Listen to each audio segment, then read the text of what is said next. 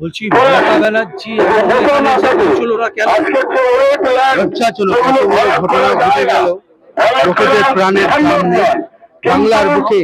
আজকে বাংলার মানুষদের প্রাণের দাম নেই। আজকে এই জলা জমি, জমিটা এই জলা জমি কিভাবে নির্মাণ হয়, পুলিশ কি করছিল, প্রশাসন কি করছিল, এই সম্পূর্ণ প্রশাসন ফেলিয়ার, সম্পূর্ণভাবে চুল্লুভর পানিতে ডুবে যাওয়া উচিত। এই ধরনের একটা প্রশাসনের কারণে, ইরেসপন্সিবল আচরণের কারণে সাধারণ মানুষের অবস্থা খারাপ হচ্ছে। মানুষ যাবে মন্ত্রীকে আসতে হবে, হবে যাতে এবং জলা জমিতে নির্মাণ হচ্ছে কেন জবাব দিতে হবে।